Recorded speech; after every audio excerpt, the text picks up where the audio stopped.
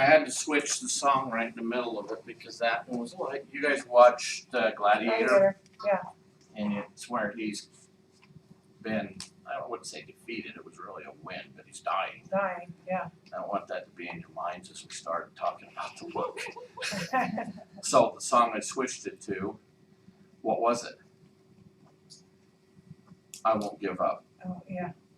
A little bit of mindset. So gather around.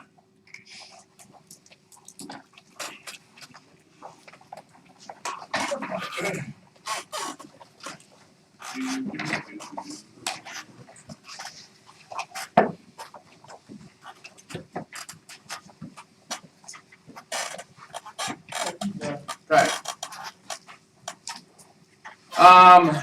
Let's go over some announcements real quick. Is everybody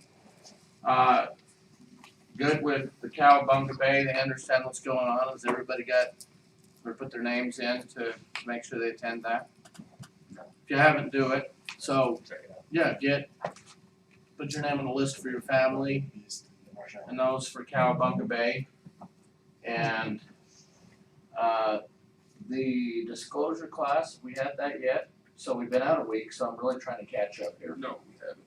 Okay. And Spiro is doing that.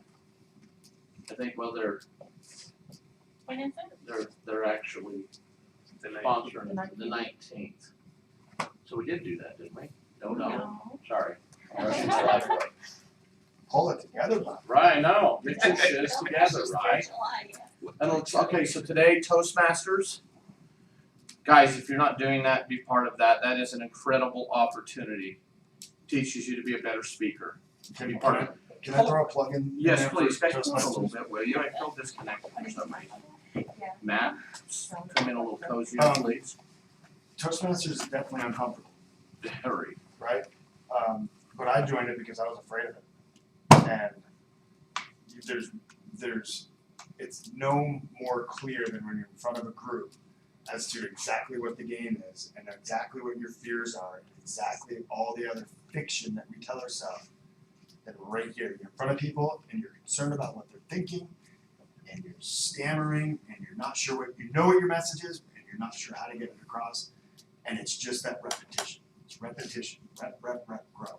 Do it, and all of a sudden, getting up in front of people, speaking in front of people really isn't that difficult. I really appreciate you saying that because we're all fearful of sounding stupid, right? Yeah, and we all are. We all. We're kind of stupid in our own little right. Well, you But kidding? Beyond stupid some days, I'm like, did I really say that?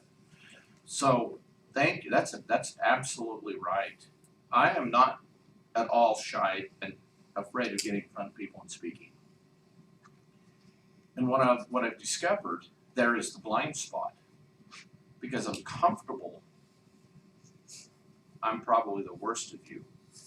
Which is interesting because it's the comfort that makes us that. Be a little fearful. Know that you're with intent moving forward. And it teaches you to do that, face the fear, right? you have an audience. Every single one of us are on a listing appointment. We have an audience, not just one or two people. Sometimes there's multiple people to present to. And if you have the ability to overcome that fear, recognize it, move on. Sai told me to join Toastmasters years ago. I was like, I'll do it someday, whatever. Yeah, that's something I gotta do. I joined it, looking in the rearview mirror, I was like, son of a gun, he was right again. How right was You know what I'm saying? Yeah. Again. Okay. And watching your progression has been really, really fun because as good as you are, I do believe that you're at a much higher level now of communication because of it. And it's been fun. You listen to him on the phone, and it's amazing. It's cool, isn't it? Yeah, I I know. You're embarrassing it, Yeah. dang it. I'm long-winded. I'm long-winded is what it is. I'm always like, who are you talking to? It sounds like you're talking to like your friend. As your best friend. It's like, geez, is this one of your friends on your hockey team guys or what? Isn't that interesting? That is a key to communication.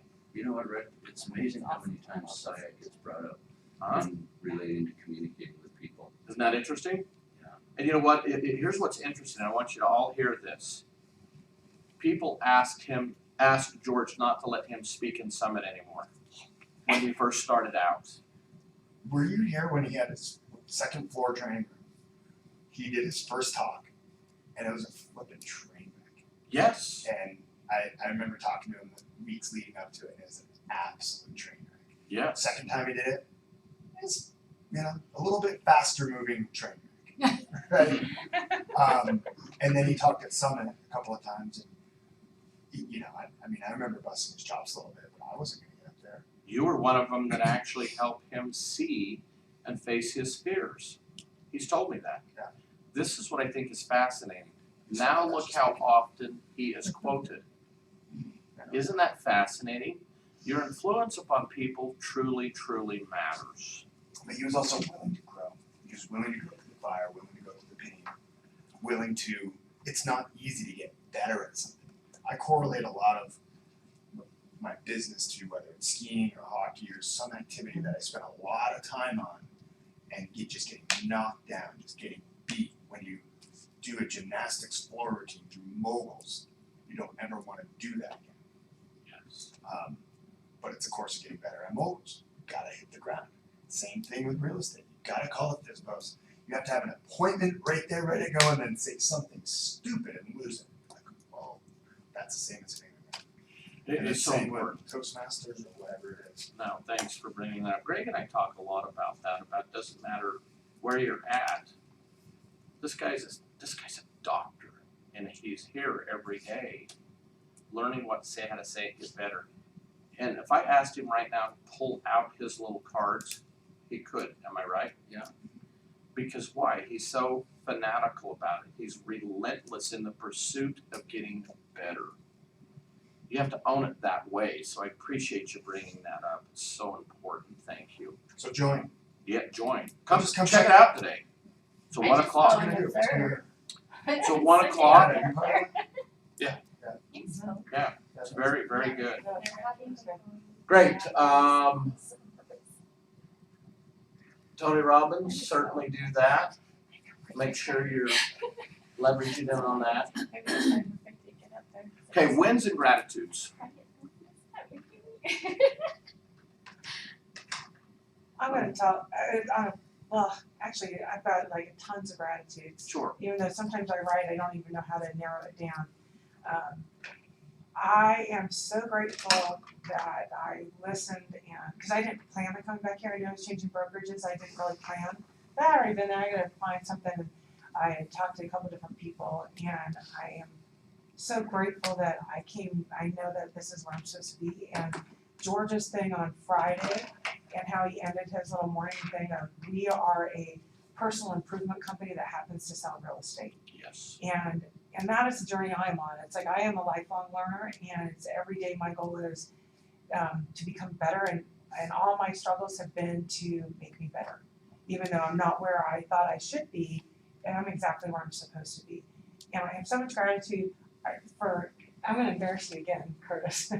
I have so much gratitude for Curtis, and that, like you said yesterday too, quite often we go through life and nobody tells us that we are doing better or that we did something right.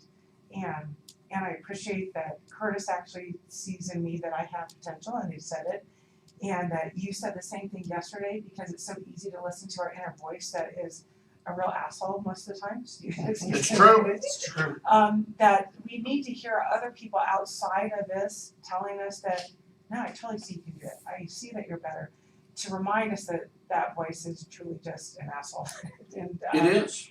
and so I appreciate that Curtis says it, that you said it, and that all the people who see those qualities that I have, that I know I have them, but sometimes I think, gosh, it would just be probably a lot easier to go get that $15 an hour job, $1 an hour job that I know what I had to work with instead of all the unknowns. But I have so much gratitude that I have been able to surround myself by people who not only see that and are going through the process with me and are willing to comment on it, and look outside of themselves and comment on, hey, that's really great, I like that about you, or whatever, because I try to do that as well. So that is a huge gratitude that I have, that I just wanted to share. Thank you for sharing that. Leadership is nothing more, nothing less than influence. And as we influence each other, it lifts us up. You really need to be commending your colleagues for how well they are doing. there's enough of life beating the heck out of us. Lift them up by gratitude and telling them how great they are doing. And I see growth in every single person in here. And, I don't think it's said enough because the day is a fast, furious river that's rushing by. We were blinded by what we're all going through rather than, hey, you're doing great. Keep it up, keep going. Because in some respect, they're drowning. And they need to hear it's going to be okay. We're all floating in the same river.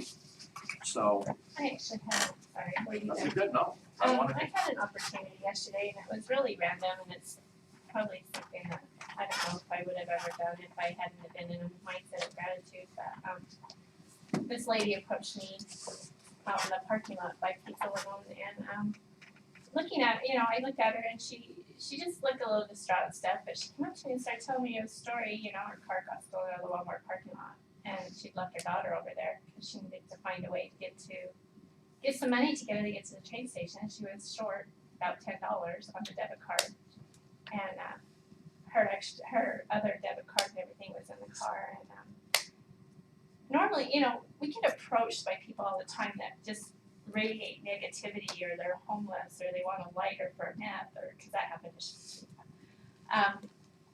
I thought, she needs my help. I just felt like she really needed my help, so I Venmoed her some money. And told her, I gave her my card and said, if you can't get her up to the train station, let me know. Wow. She had to go back to Target and I was working, but so, and I was thinking about that last night. I was like, do we really know the people that really need our help? I mean, do we really know who they are? Not just somebody that wants to take us for granted. Because most of I've always been kind of shy and drawn, I guess. So I always felt like people were out there to take advantage of people for quite a while, but in this last year with the changes I've had to make and the growing that I've done through having a different mindset pretty much, focusing on gratitude and stuff, I've seen a lot of good things. I mean, I had a friend, they were going to the Pat Benatar concert last night, and I was like, I want to go, and they invited me along, but it ended up I couldn't go. But she didn't remember even who I was. And then later I got a little text and I remember you. How fun. I was like, you're awesome. I was like, oh, I'm pretty good. Then I left that impression on somebody. So, You come way out of your shy shell. And I love it because look what you did this morning and you owned it. How fun was that? That was amazing. And you're still alive. Yeah. Yes, right? No, Gosh, I this is came fine. and started doing this with Rick, and I'm still alive because I didn't think I She was. was afraid. Rick, you're not It's scary. like Toastmasters. I go and sit at Toastmasters and think I could probably get up there someday.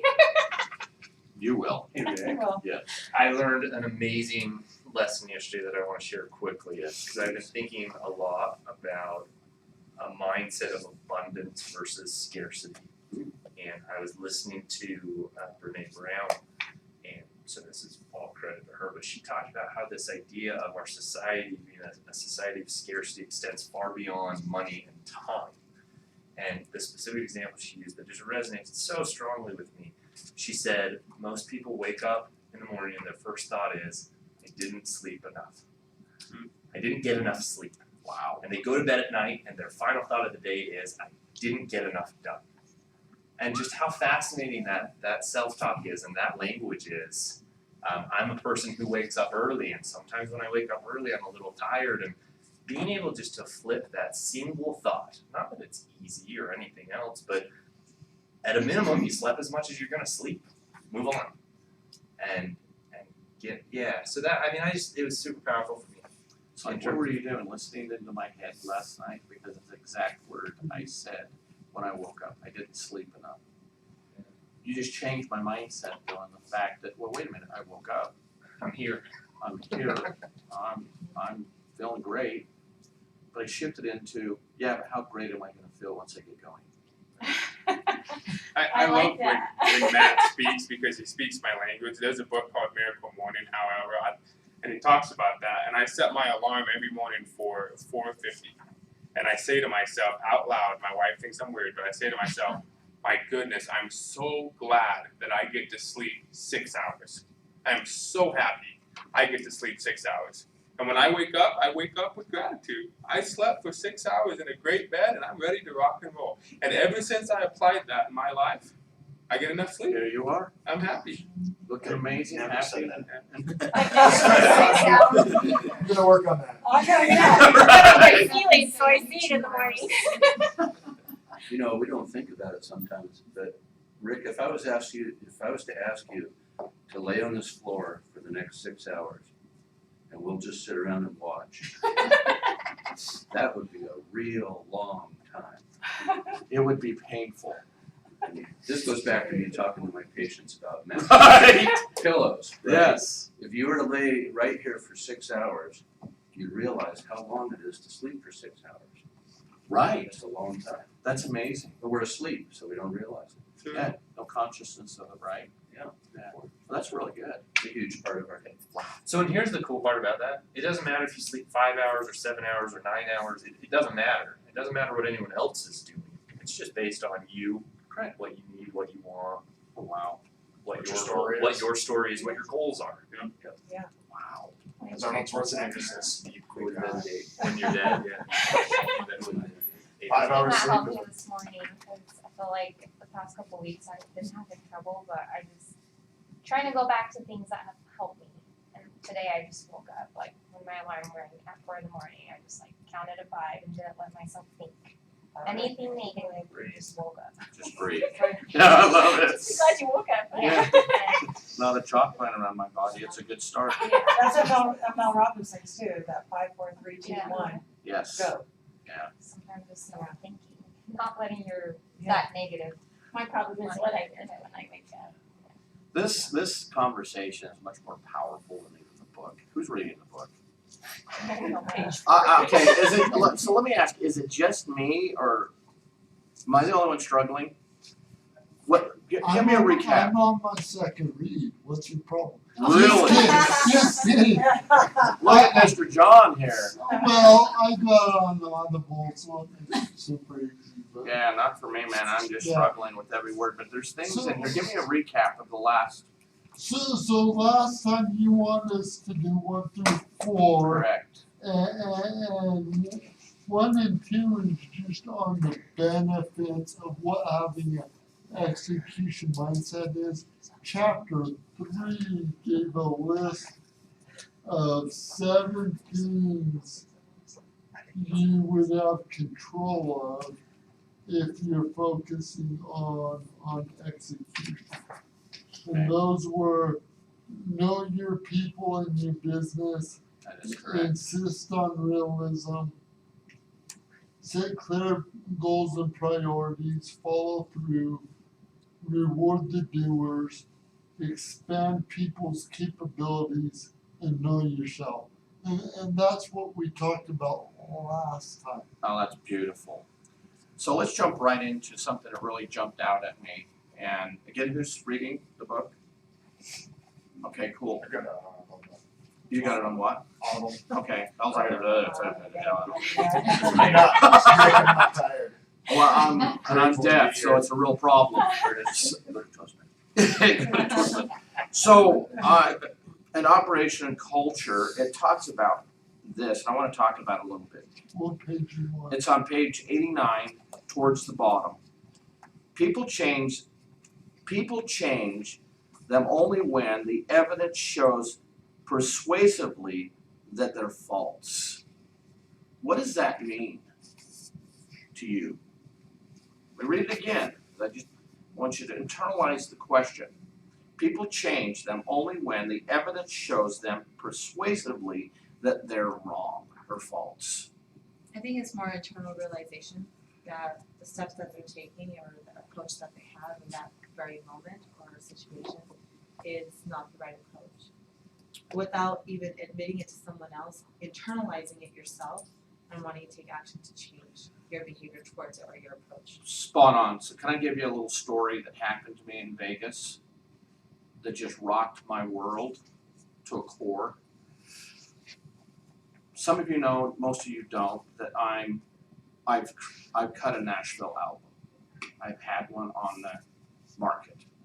I sold my album. So the assumption in my mind, I can sing, right? Right. So a few of us were walking down the strip and there's a karaoke bar. And I dove in. Didn't have my glasses, so I really couldn't read what the songs were. But I saw one that I absolutely knew and knew I could kill it. Now the key word there is I knew I could kill it, but not in the way that I actually thought I killed it. Meaning, it was the most horrible performance I'd ever done in my life, and I wanted to crawl in a hole and die. Because here's a perceptual individual that has been on stage in front of thousands, having the crowd, and it's electric that I was thinking and remembering and feeling and part of, and then the evidence showed up that it really wasn't even remotely close to that. No, it was all right. No, it wasn't. It was painfully bad. Was that just by your own standard? Old time rock and roll. Yeah, because Russ said it was good. It was decent. It sucked. He's being way too kind. It was painfully horrible. But you did it. Thank you. Yeah. Because that's the win I give myself. Because I had to find something, but the overall desire to go back and redeem myself was relentless. It's not even We actually left the Beatles' Love, and I walked past to see if I could get in and sing another song. They were on to the piano guy, so couldn't redeem myself. Thank God no other people in there knew who I was other than Mike Tafui, Russ, and Keith Hall. So. And you didn't quit though. You didn't. No, oh, I have. How many times do you think I've stepped into the ring, got knocked out, and didn't quit? I jumped up. Where is he? You don't. You can't. But as this says, the evidence showed up. Sometimes we're not as good as we believe we are. It's fascinating because some people, I've been to that meeting, I've done that, I've mastered that, I saw that, I am part of that. And yet they go to perform and it's a train wreck. And they're like, why didn't I get it? Why didn't I get it? Even Michael Jordan still practices shooting hoops. There's a commercial with Michael Jordan years ago that talks about how many, missed game-winning shots, how many times he's missed in that, or, highlights of him making a bad pass and somebody intercepting and scoring or whatever it is. And he's like, but I've also done this. That's not what people remember. Yeah. That's shots. Yes. It's fascinating, isn't it? Well, then there was another comment where you miss 100% of the shots you don't take. That's it. Mhm. What would have happened if I just wouldn't have went to sing? Inside of me, the opportunity's lost. But I've not done that song for 10 years till that point. It's the only one I could recognize on the list I even knew. Because I couldn't see. It's dark, didn't have my glasses. Oh, old time rock and roll, I can do that one. No, you can't. But how much have you been working on? No, it's not I mean, that how you much have you can't. Thank you. Listen to that. Because Russ goes, no excuses. And I says, no excuses. I just Have you wasn't been prepared. singing in the shower? I mean, really? Not even that song. Oh, yeah, but I sing. I do. The acoustics are great. But the point is, we have to be prepared to perform what we do. We are realtors. We are salespeople. We are in business of performing. Here's what's important. Everybody is looking for an experience. Are you delivering an experience? And the answer is simple as yes, but what is that experience? Is it painful? I can't wait till this person leaves. Or is it, wow, I want more? Because as you look at the book about execution, what we have to do to actually move forward and get what we intend to get. Perform, right? What are the things you've taken out of it? Who's reading? So you mentioned the book's been difficult, and I did identify with that some. Yeah. And the reason why it seems so is this book is talking about production of Fortune 500 companies, which we're not gonna be. And it's talking about product lines, computers, Correct. which is not our business. With that being said, if we're not thinking like a CEO, so on the beginning of chapter 5, page 109, the title is Building Block 3, the job no leader should delegate, having the right people in the right place. And the mistake we make in our industry isn't that we don't delegate it. The problem is we delegate all of it to one person, ourselves. We do. We are the CEO, workforce, and secretary to our own corporation. Who are you gonna fire? Who are you gonna hire? Who are you gonna raise? When I was hired on here, they had a policy I think they've done away with, which I think is a mistake. When I was hired on here, your first 3 transactions, you were required to use a transaction coordinator. You coach under me, that is still in place. Okay. There's a subject matter around CEOs and what they get paid and whether that's fair, right? Like that's a conversational piece in our society. And I'm not going there, I don't care. But what CEOs get paid to do is figure out how to get things done. Mhm. They're not responsible for the why that we talk about a lot, right? And so the correlation in our own business, we can have a lot of passion and a lot of reason, but we'll get paid more if we figure out how and execute the small levers that actually make a difference. That is so good. Because knowing what gear to be in as you're driving your car is pretty important, would you agree? Yep. And that's what you're talking about. It's absolutely figuring out the nuts and bolts, how to move down the freeway. And do it better than anybody. What is the author actually saying by that statement that people will only change usually after the evidence shows that they were wrong? Why is that in the book? Well, and it's a very good question, and here's what my belief around this is, reading through this, is the fact we are stuck in our ways. We are set, it's what's worked, it's what's fulfilled me, it's what I see, it's the vision. I believed I could sing a song that I loved. So I acted in a fashion until I was given evidence to show you suck. I believed I was good at it. But the evidence showed up to where it was painful enough to cause me to go, hold on, that was horrible. Because of the standard in which I set myself to sing a song in front of hundreds of people. Then I didn't deliver it in a fashion and where it was to my standard. It was horrible, it was painful. That evidence showed itself to cause me to go, okay, how do I fix this? Well, look, I'll practice the song before I ever get in public and do it again. But I most likely won't do the song because it's not in my vocal range area. Knowing my talent, right? Well, to that statement, I think honestly, it's like if we implement what we do daily, what doesn't work is what we change, There you go. right? So until you know what you're not doing right, I think that statement kind of goes into, okay, you change your approach eventually because you internalize what doesn't work. And so even when we're practicing the scripts or we're actually on the phone like, okay, well, this approach doesn't work, I gotta change this. Because CEOs will delegate to get the job done in their mind how to get it done. But in our jobs, we are trying to work it ourselves. So we are our own CEO, and we are our own delegators, and we are our own employees, right? So we keep doing things until it's changed. And you don't know what you don't know until you practice it, right?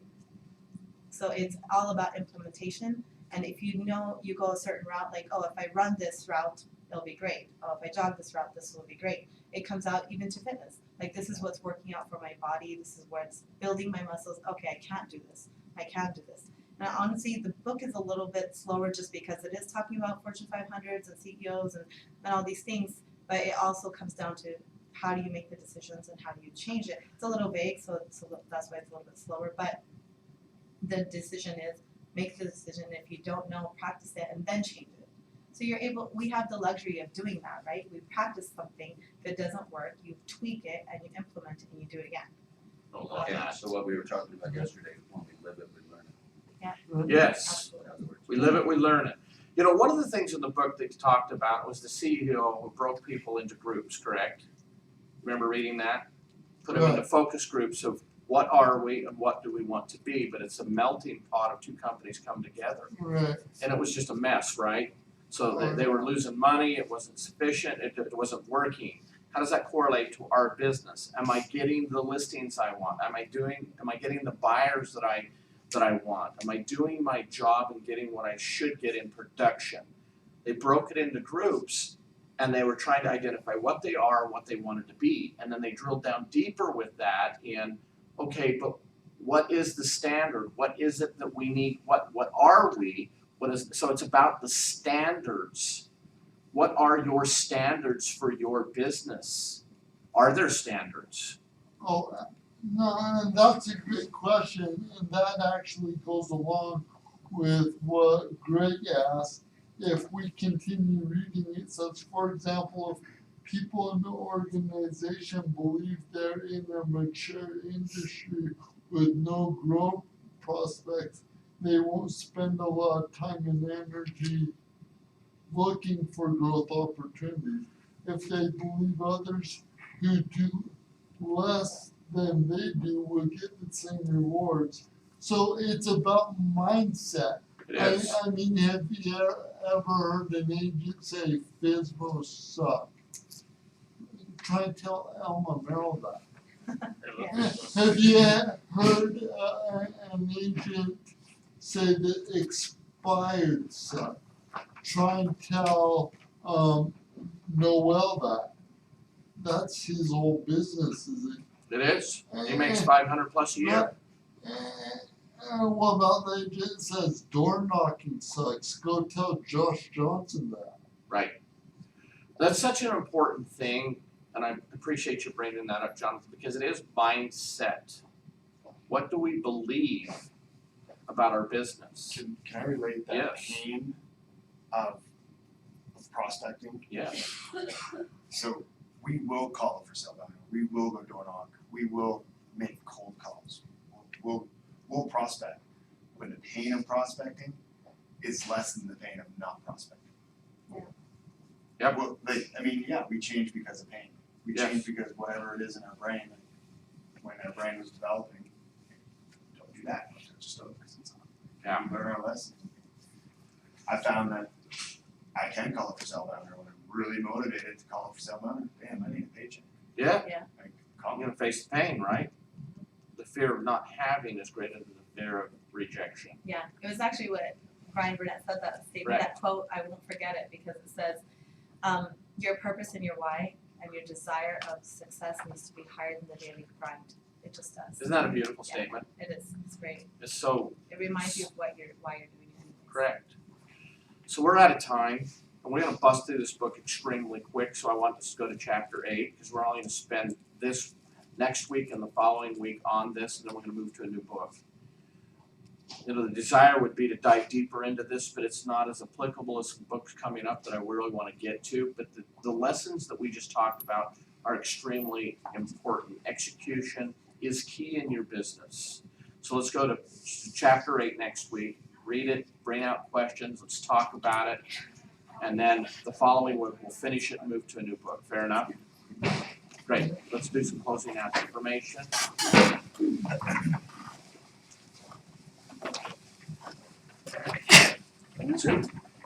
Let me see.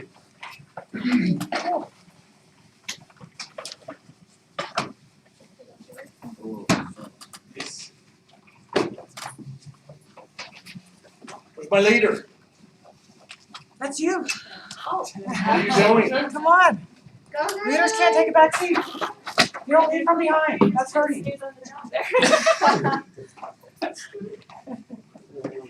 Closing affirmation. I see the back of the house. I'm an optimist. I like talking to people. I know where to work to be. I remember people's names. I identify my power. I pass down real estate. I know who's a secret school.